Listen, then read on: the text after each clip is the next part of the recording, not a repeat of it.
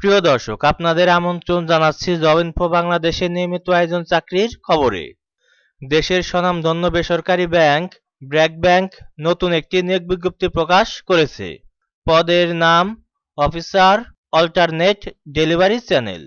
এই পদে ঠিক কতজন লোক নিয়োগ দিবে সে সম্পর্কে বিজ্ঞপ্তিতে সুস্পষ্ট কিছু উল্লেখ নেই। চাকরির ধরন ফুল টাইম।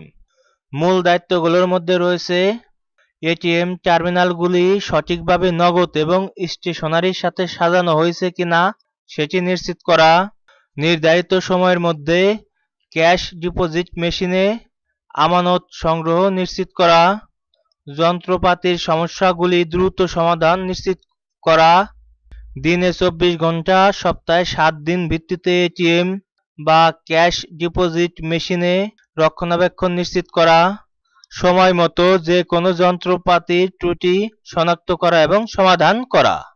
মূল যোগ্যতাগুলোর মধ্যে রয়েছে যে কোনো ইউজিসি অনুমোদিত বা স্বীকৃত বিদেশি বিশ্ববিদ্যালয় থেকে যে কোনো বিষয়ে 4 বছরের স্নাতক ডিগ্রি থাকতে হবে। নতুন প্রার্থীদের আবেদন করতে উৎসাহিত করা হচ্ছে, তবে এটিএম এবং ক্যাশ ডিপোজিট মেশিন পরিচালনায় অভিজ্ঞ প্রার্থীদের অগ্রাধিকার দেওয়া হবে।